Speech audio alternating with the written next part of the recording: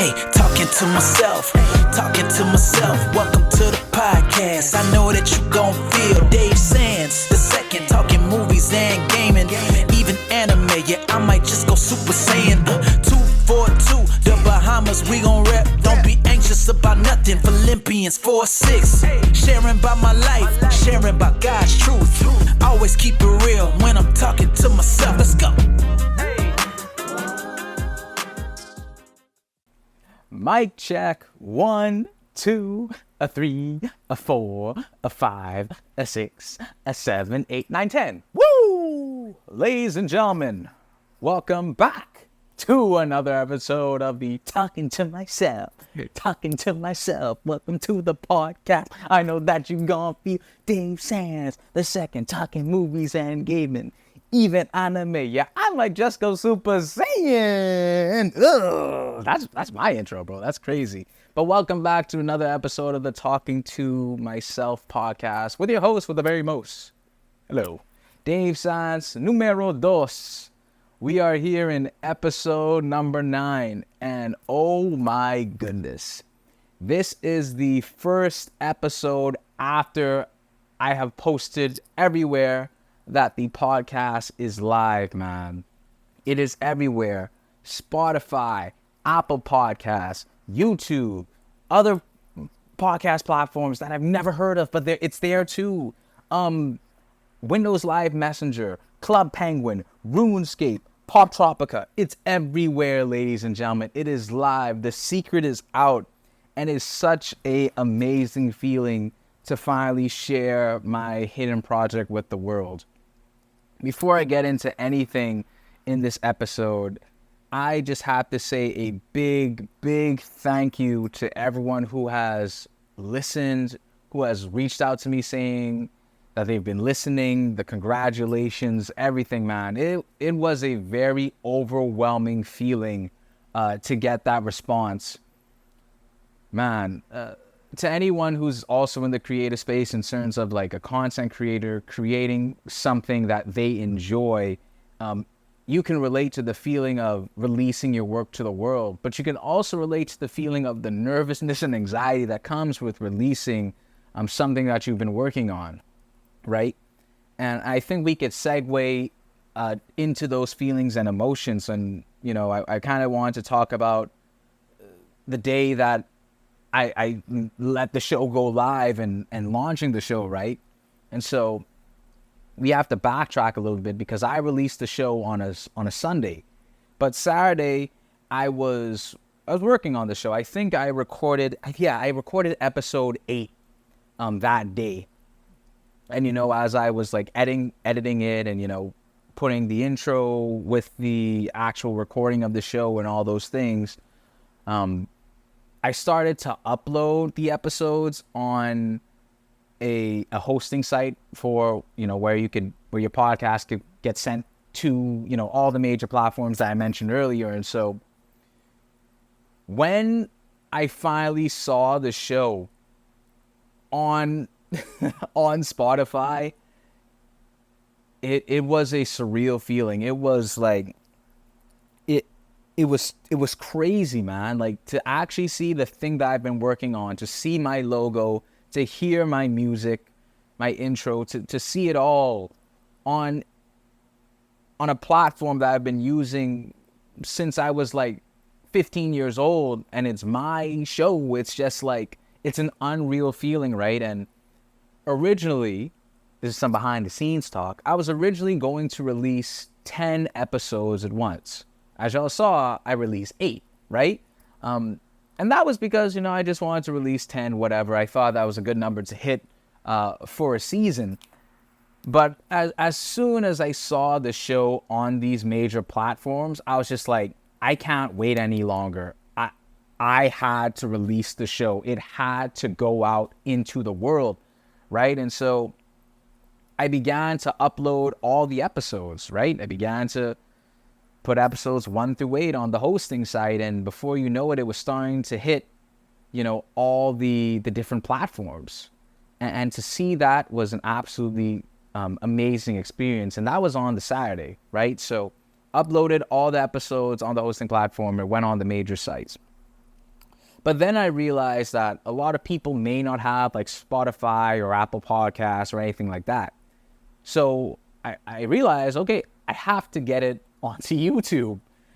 So if you're listening to this on YouTube, hi YouTube gang, how are you doing? Subscribe, like, all that good jazz. But I realized that I needed to get it onto the YouTube platform. So I created a whole new account, created a YouTube account for the show. And that Saturday, I tried to upload episode 1, which is the pilot episode. But then YouTube was like, you could only upload for 15 minutes. So I was just like, man, I guess I have to release the show just on these platforms, just Spotify, Apple Podcasts, things of that nature. So I kind of went to bed, I ain't gonna lie, I was upset. I was just like, man, I kind of want this thing to be everywhere, right? Because I need this thing to be available to any person, right? And so I woke up Sunday morning and I thought of some ideas. I was just like, why is it not allowing me to upload past 15 minutes? And so I looked it up. It was just like, I just need to verify like my email, and then I could upload as long as I want to, like any length I want. I was like, okay, bet. Verify my email address. Boom, we move. We could start uploading the show. I was also dealing with technical difficulties for my reel that I was going to post on Instagram. And by the way, that reel went crazy, by the way. Segueing to that reel for a second, the reel was me reacting to the intro, like the first mix that I got back from the guy who created from Fiverr. And that thing went crazy, man. Thank you all for supporting so much. The thing is, I knew it was going to do well because the intro slapped. This is what I said in one of my episodes. Because I knew the intro was bopping, it was slapping, the lyrics are good, it was bright, it was positive, I knew it was going to do well. And because I like it and I think that I know music, I knew for a fact that it was going to perform well. Not that well, but I knew it was going to do what? It was going to do good. It was probably it's my best performing reel on Instagram right now because I look at statistics a lot. I'm sorry, I do. But did so well. Thank you for the support there. And yeah, got a lot of comments that the intro was hard, that it bops. Thank you for that. Knew it was a slapper, mate. I knew it was. But yeah, I'm just so happy everybody enjoyed it. Anyway, segueing back to Sunday. So was uploading all of the episodes onto YouTube. Making sure all that was there. Finally got the Instagram reel to get onto my phone after decompressing the video or like lowering the quality. Yes. So taking it from like 4K video to like 1080p, if anyone who's listening to this, understands like, camera quality, things like that. Finally got that on my phone, right? And so by the time it was time for me to go to church, I had everything on YouTube, everything was on Spotify, everything was on Apple Podcasts, it was everywhere already. I just needed to make the announcement. And so after church, I was just like, I was just ready to release it, man. I was ready to put this thing, my creation, my baby, into the world. And it was a crazy feeling to finally, I was trying to think of a caption all day, finally came up with something, finally made the post. Instagram did a thing where, if you didn't know, Instagram Reels used to be like 15 minutes or so. That was the max. And so when I was on my trip this past summer, was uploading basically like under 15-minute Reels on Instagram. Now they updated where you can only upload, I think, 60 to 90 seconds or something like that. So my post originally didn't make sense because the second part or the second slide of that post was a reaction to the intro. So I had to quickly scramble and edit the reel down to basically the maximum time that Instagram allowed me and post it separately. But I think that caused a lot of people to actually go to the post. So marketing genius over here? Not really, but it was just a coincidence that I had to post it separately. But I'm glad I did because that did really well. But anyways, I say all this to say thank you. There's a lot of emotion that goes into being creative, especially getting very personal. Talking about my Christian faith is something that's personal to me. Talking about my personal stories is obviously personal to me. And providing something positive and something that really goes against what is in the world today can be very scary. But I'm extremely grateful for everybody's feedback, everybody's messages, everyone who's been listening and sharing screenshots with me and, telling me we move back and, all these different things. Just a heartfelt thank you for supporting me and listening to the show. Talking to myself is an extension of me. It is me. And I'm just eternally grateful for everyone listening to it. So it means a lot to me. So truthfully, thank you. And we move, obviously, because everyone knows we move now.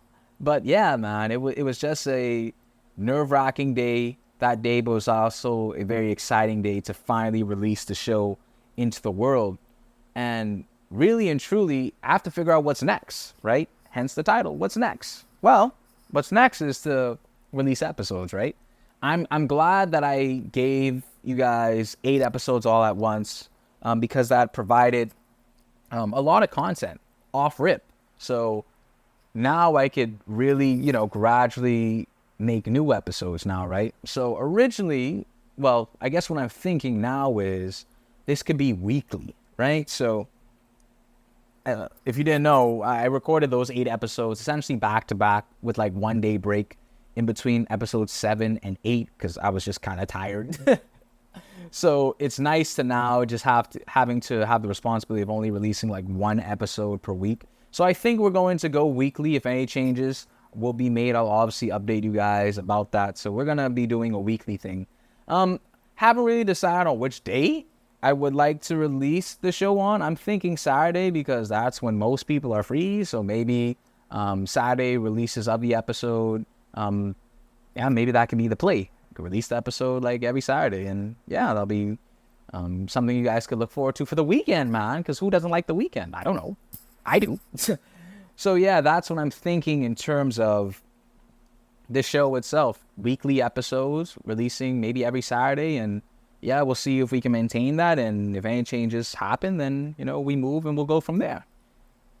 So yeah, that's kind of the update and the thank you to everyone who's listening right now. Really appreciate it. So now we're going to talk about something that I think could be useful. We're not necessarily talking about a biblical story today or, something that someone said. I would say this, though. I did complete Ecclesiastes. Clap it up. Come on, y'all. Studio audience. Hello? No? I'll stop. Not really. No, but nonetheless, this is actually the first chapter of the Bible I actually read completely. I know, surprising. I'm 27. I know. But I did. And it's really good. King Solomon, man.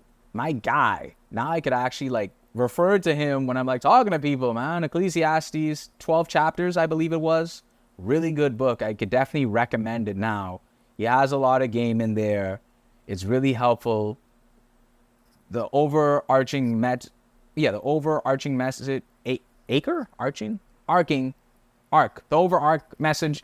of Ecclesiastes is essentially that life is meaningless without God. And so, I think that's a very important chapter that is a great reminder to all of us as Christians that, it's really good to go after the things we want. And King Solomon is not saying that we shouldn't go after these things, but rather we should go after those things. But we should also remember that if we go after those things solely, then life will truly be meaningless. So it's a really good chapter, really good book of the Bible. Glad I stumbled on it when I was trying to look up times and seasons for one of the episodes. So it's a really good chapter and a really good book, and I definitely recommend it.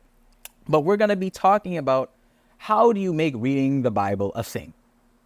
How do you make it a thing for you? How did I make it a thing? I'm still learning to make it a thing consistently. I'm trying to stay consistent. I haven't missed a day yet, thank God.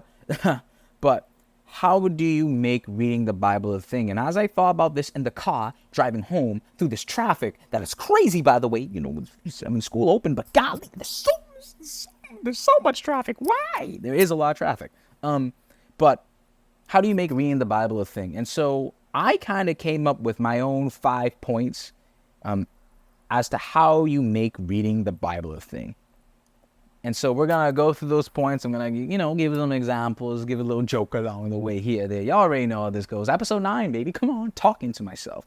All right, so how do we make reading the Bible a thing? Point number 1, you need to find your reason why. Like, why do you want to read the Bible, right? And for me, my reason for reading the Bible, I have a couple reasons. Number 1, I'm supposed to be doing it anyway. If I can be totally transparent, I love the Bible app, the one that you can get on your phones. But I kind of got tired of just reading the verse of the day by itself, even though the verse of the day is so helpful. I definitely recommend it. I got some of my favorite verses from there. But I need something new, like with my thinking style and everything. I kind of need to see newness sometimes. So I wanted a new thing. I wanted a new way in terms of like getting in the scripture more. And so I wanted to read the Bible because I kind of got tired of just learning memory verses. I kind of wanted to learn stories and kind of have a deeper connection with the word and learn more.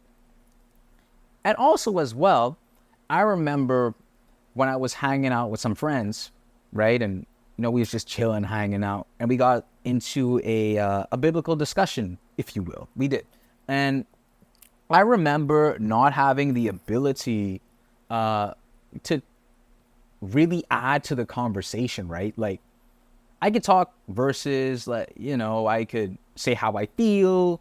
I could think about what we're saying, but I couldn't really tie like the Bible to what we're saying. I couldn't bring the meat to the table in that case. And so for me, I just want to be able to like talk about the Bible, when we have those conversations. Like, now that I completed Ecclesiastes, I could talk about King Solomon a little bit. I could talk about how King Saul talks about times and seasons. I could talk about how he talks about the futility of pleasure and not all, but a lot of the things that he went through to try and find meaning through pleasure, right?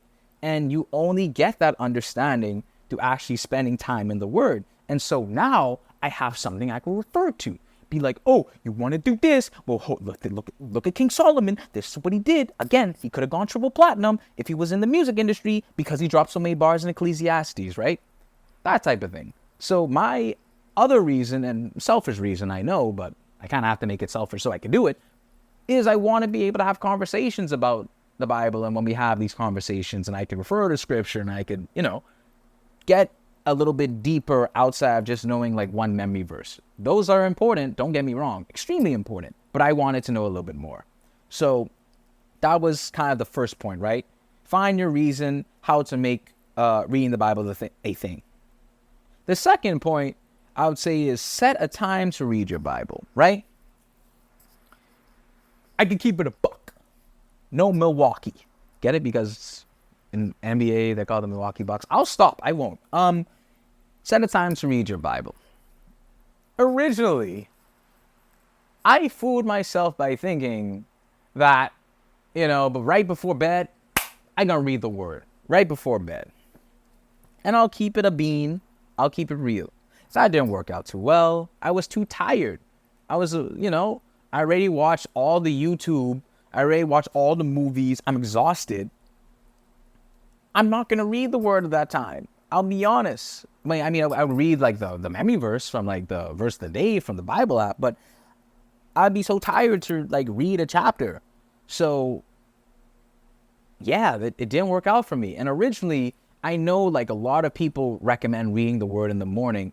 And before I didn't understand, like, how do you do that? Like, how do you make time for that?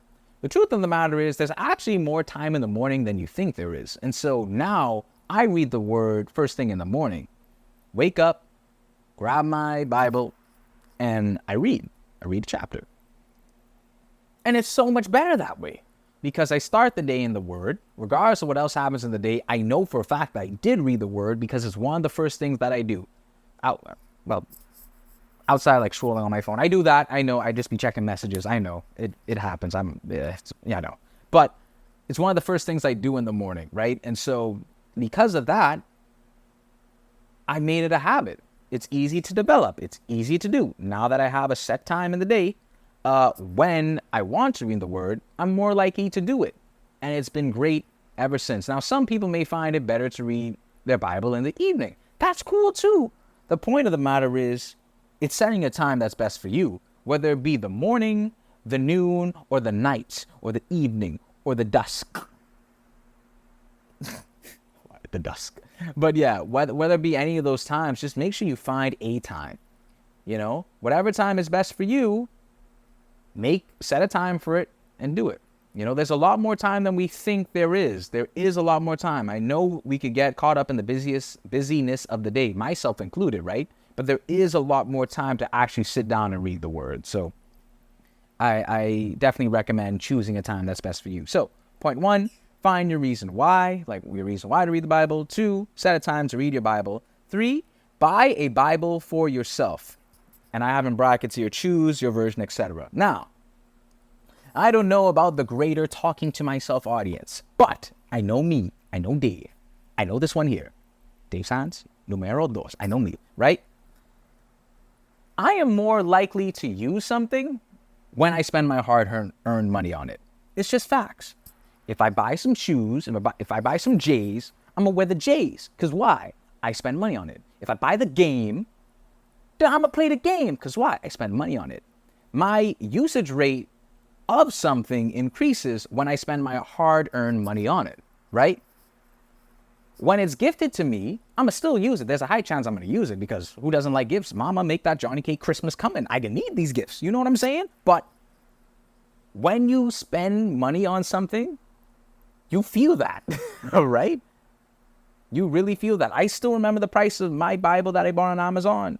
It was $38. Why do I remember that? Because I spent my money on it, right? And so there is a higher chance that you will use something. I don't know statistics. I don't know the articles on it, but I'm just speaking on behalf of myself. There's a higher chance that I will use something when I spend my money on it. So I would recommend, if you haven't bought yourself a Bible, I'd say go buy one. Because there will be a higher chance of you using it because you spent your money on it. And in that same breath, I would recommend choosing the version of the Bible that best suits you, right? Growing up, I grew up on the King James Version. Maybe another episode of the podcast, I'll go in, maybe I'll actually research the different versions, or what do they mean, et cetera, et cetera. But in the King James Version, which I grew up on, it has wording like thee and thou and ye and, all that type of King Jamesy language, if you will. I couldn't find a better term for it, so I'm just going to say King Jamesy language, right? But then as I grew up and, technology progressed and you get things like the Bible app, you learn that there are other versions of the Bible. You have the Amplified version, which is AMP, which has brackets. Well, it has brackets. Well, it has more wording, right? It explains a little bit more. It has wording in brackets, right? Or for me, the Bible that I bought is the New Living Translation version, which I don't really fully understand what the New Living Translation is. Again, I have to do my research, but it's easy for me to read. It's easy for me to comprehend. And so I chose the New Living Translation because it's helpful to me, because it's my favorite version, right? All these versions saying the same thing, just maybe in different ways. The meaning's still the same, everything the same. It's just in a different word format, right? And so I think choosing the version of the Bible that you want to read is extremely important, right? And I think in that same breath, I think everyone should get a study Bible. This is along the same point. Why study Bible? Well, the Bible that I bought is my first ever study Bible. And the study Bible has notes at the bottom, which allows you to comprehend what is being said in the text. So for example, if you read Ecclesiastes 3, because again, I just finished Ecclesiastes, go me. But no, if you read Ecclesiastes 3, then if you go underneath that, if you go to the bottom, you'll see that they have notes on Ecclesiastes 3. And then, I'll be honest, a lot of the times when I read the word, I'm confused. I finish the chapter and I'm like, ¿Qué pasa? I don't know. I do not understand. No habla inglés. I don't know. You know what I mean? So I need help understanding the Bible, even if it's in the version that I picked. So even with the New Living Translation, I still need help on deciphering what is this passage truly saying. So the notes help. And also, one of my friends recommended this. Shout out to Carissa for this, because man, she put me on game. Shout out to you, homie. You could also use Chat GPT to help you understand the Bible, and I didn't even realize this. I've used Chat GPT for many other tasks in my life, to make paragraphs, to say things. Loki may have made it to help with the description of this podcast. You never know. But it helps. Like, for example, if you don't know what ChatGPT is, it's like this AI tool, right? Really smart AI tool. It could help you do anything. It could help you create a description for your podcast. Wink, wink, oink, oink. It could help you rephrase a paragraph. And it can also help you to summarize chapters in the Bible. Like, I think I did it for, I've been doing it, on and off, but like, for example, I think I did for like Ecclesiastes 10. I'd be like, summarize Ecclesiastes 10. Actually, I did it for Ecclesiastes 12 today, I believe. For Ecclesiastes 12, I said, summarize Ecclesiastes 12. And ChatGPT did the thing. You could feel it on your phone. Bop, bop, bop. All the points. And I'm like, oh, that's what the chapter is saying. And it just helps, right? It's so simple. It's right there, and it's free, and I love free. Free science the second, you know what I'm saying? But it's so helpful.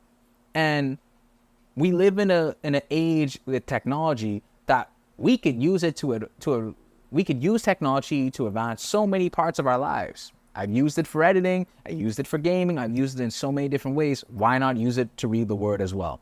So that's what I recommend as point number 3. Buy a Bible for yourself, choose your version. Don't be afraid to use ChatGPT to help you understand some of these passages. Mind you, sometimes it can be a little off because it's still AI, but so far so good from using the tool. The 4th point, take your time and set realistic goals. The race is not for the swift. Where we run it. Everybody's journey with the word is important. Everyone's going to grasp things a little bit better. It's the same like when you were in school, right? It's just like everyone get things at a different pace, right? So why not just take your time with the word? For me right now, as my daily devotion, I'm doing a chapter a day. Simple. The simplest thing.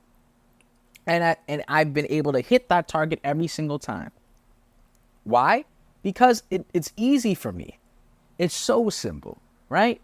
It is such an easy thing to hit a chapter. Now, maybe that's too low for some of y'all, so y'all can do more, right? I just think it's just important to set realistic expectations. Don't come like swinging for the fences like, I'm going to read 10 chapters at once. If you could do that, then go ahead. You know what I'm saying? But for those like me who don't get the chapter immediately after they read it, go slow, man. Take your time. Where are we rushing? You know, we got time, mate. We got time. There's no need to rush, mate. Right? So take your time. My thing, set a chapter. Do a chapter a day. It helps. It really does. It's simple, and yeah, it's really easy to do for me. And I've found that I've been able to hit that target.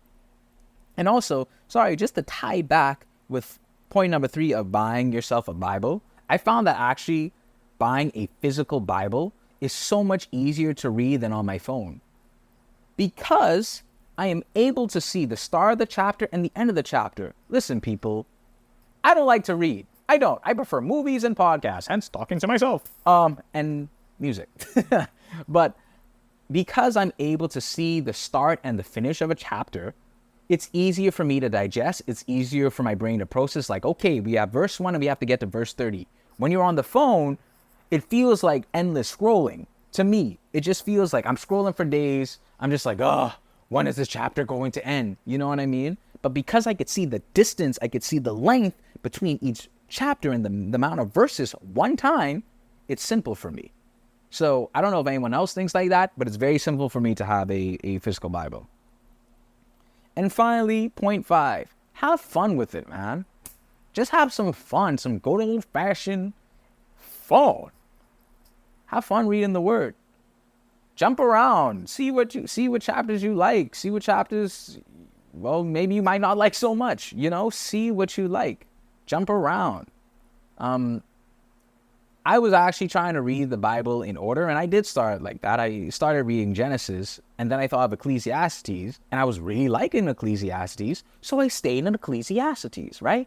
And then I asked my friends, what are they reading? And they would tell me Proverbs, so maybe I'll go into Proverbs, or maybe I'll go into Matthew, Mark, Luke, John, Acts, Romans, 1st and 2nd Corinthians, Galatians, Ephesians, Philippians, etc., etc., So have fun while doing it, man.